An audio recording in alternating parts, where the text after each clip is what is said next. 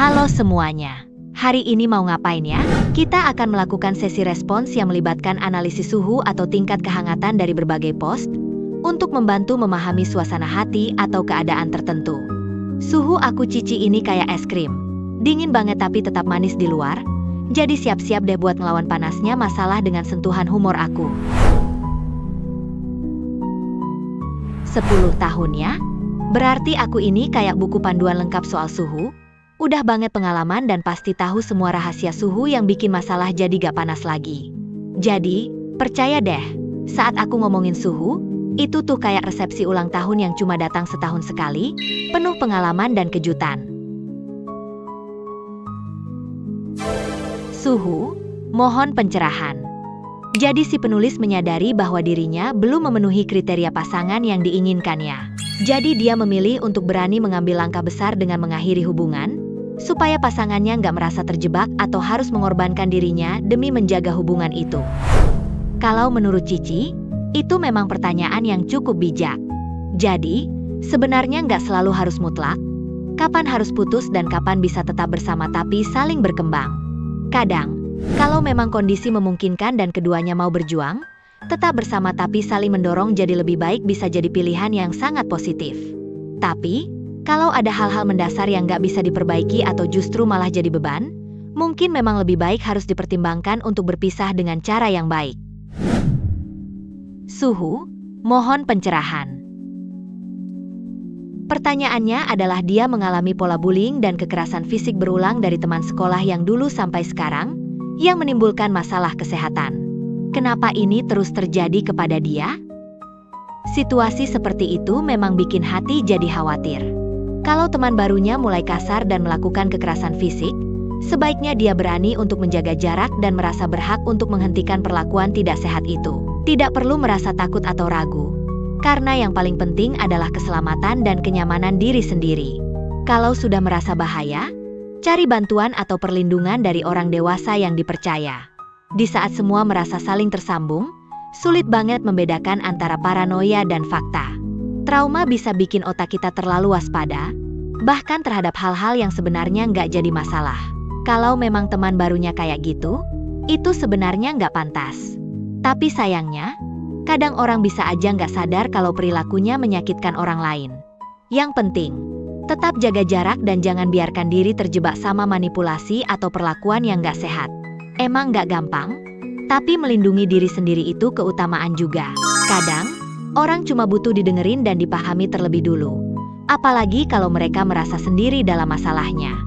Validasi itu kayak pelukan buat hati yang lagi butuh perhatian. Jadi, nggak heran kalau dia kayak teriak minta pemahaman, karena itu memang hak setiap orang buat merasa didukung. Dari semua yang dibahas, kelihatannya memang penting banget buat tetap jaga jarak dan gak gampang percaya sama orang yang belum terbukti kepercayaannya. Suhu, mohon pencerahan. Dia mengalami depresi berat sejak kecil, jadi dia udah coba berbagai cara. Dia sekarang mau berusaha mengambil kendali, jadi dia kayak mau coba pakai konsep fake it until you make it. Pura-pura bahagia dulu sampai akhirnya benar-benar merasa bahagia. Kalau dia bimbang, sebenarnya itu wajar banget.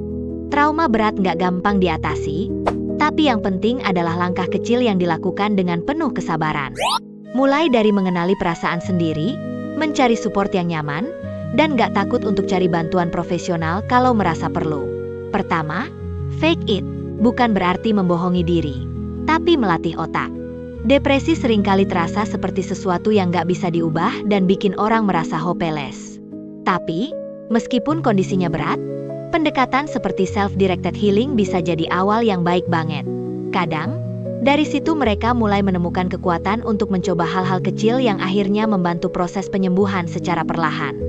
Jadi, jangan pernah rendahkan kekuatan dari upaya yang dilakukan sendiri, karena itu bisa jadi titik awal yang penting. Manifestasi dan mindset itu sebenarnya proses yang butuh waktu dan konsistensi.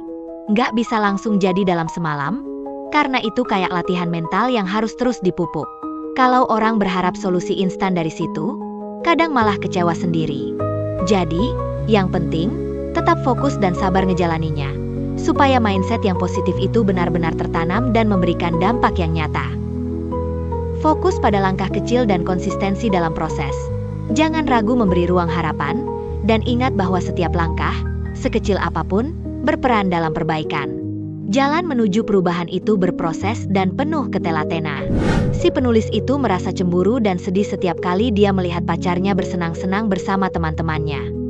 Bukan karena tidak ingin pacarnya bahagia, justru dia ingin punya momen sosial seperti itu. Tertawa, merasa bilang, dan punya kelompok yang menerima.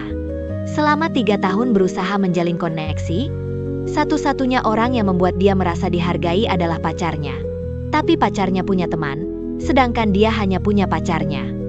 Rasa kesepian ini membuat dia menjauh dari semua barang dan merasa makin hilang arah dan identitas. Dia merindukan hubungan sosial yang nyata dan hangat, tapi semakin merasa terperangkap oleh pikirannya sendiri. Itu kondisi yang cukup berat. Perasaan tidak belonging bisa bikin seseorang jatuh ke dalam lingkaran negatif. Apalagi jika mulai merasa diri tidak cocok dimanapun. Kalau terus dibiarkan, bisa memperkuat kepercayaan diri yang rendah dan makin menjauh dari orang lain. Dari cerita ini, terlihat bahwa perasaan tidak belonging dan takut ditolak bisa sangat membebani. Saran terbaiknya adalah berusaha membangun rasa percaya diri secara perlahan dan mengenali bahwa setiap orang punya keunikan dan nilai sendiri. Jangan terlalu keras pada diri sendiri, dan ingat bahwa pengalaman masa lalu nggak selalu mencerminkan kenyataan saat ini.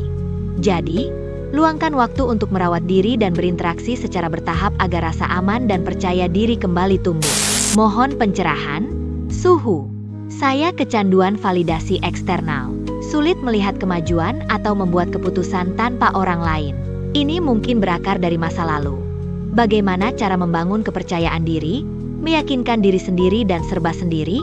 Kalau menurut Cici sih, menghapus sumber validasi kayak CCPT itu nggak selalu solusi utama.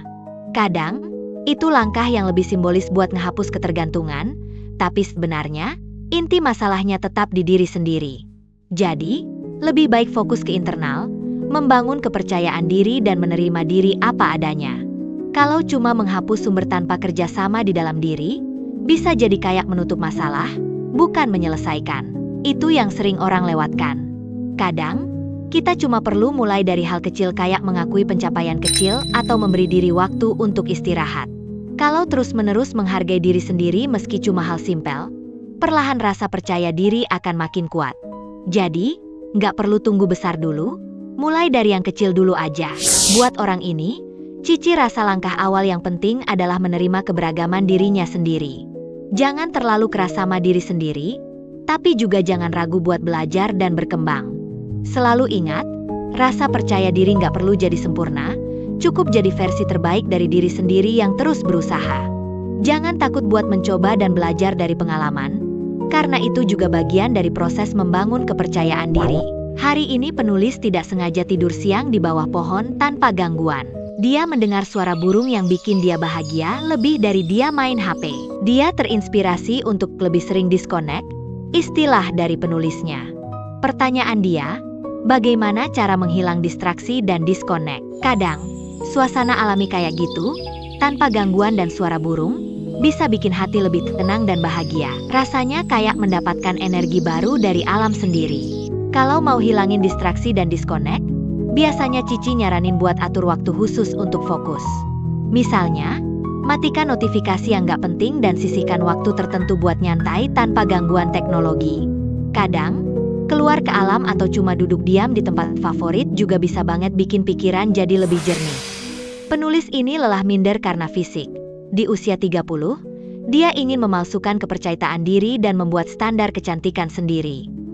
Kalau mau membangun kepercayaan diri sejati, yang utama adalah mengenal dan menerima diri sendiri apa adanya. Fokus pada kelebihan dan kemampuan unik yang dia punya, bukan cuma penampilan. Selain itu, ngerayain keberhasilan kecil dan membangun pikiran positif bisa membantu memperkuat rasa percaya diri dari dalam. Jadi, intinya, proses ini butuh waktu dan konsistensi, tapi lama-lama akan jadi bagian alami dari diri. Pertanyaannya adalah apakah ide-ide ini juga berlaku untuk orang yang lebih tua? Suara dan pandangan kita bisa punya pengaruh besar, apalagi di usia yang masih muda begini. Tentu saja, ide-ide ini nggak cuma berlaku buat yang muda, tapi juga sangat relevan buat orang yang lebih tua. Membangun kepercayaan diri dari dalam dan menerima diri sendiri itu proses yang nggak terbatas usia.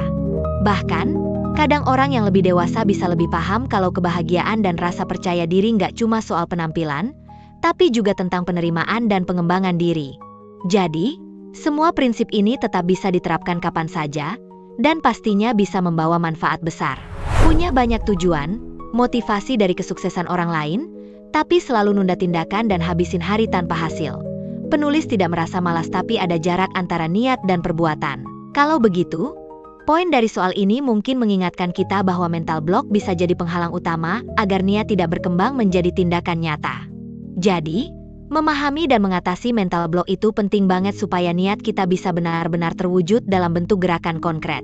Cici rasa, dengan mengurangi rasa takut atau keraguan, orang bisa lebih percaya diri buat melangkah. Niat memang bentuknya abstrak, masih berupa keinginan atau harapan di pikiran. Tapi, untuk bikin perubahan nyata, tindakan nyata yang konkret itu harus hadir. Jadi, niat tanpa aksi cuma sebatas wacana, sedangkan aksi itu yang mengubah semuanya jadi nyata. Cici rasa, keberhasilan itu terletak di langkah kecil yang kita lakukan setelah niat itu muncul. Kadang mental block bikin kita merasa terjebak. Padahal mungkin cuma butuh sedikit keberanian atau cara baru buat membuka jalan. Mulai dari langkah kecil dan ingat, perubahan itu proses. Cici yakin setiap usaha pasti ada hasilnya. Banyak orang menunggu motivasi untuk mulai. Tapi ternyata, tindakan kecil itulah yang memanggil motivasi datang.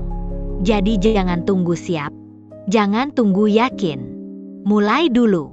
Karena tidak ada perubahan tanpa satu langkah pertama. Aku Cici, terima kasih telah mendengarkan.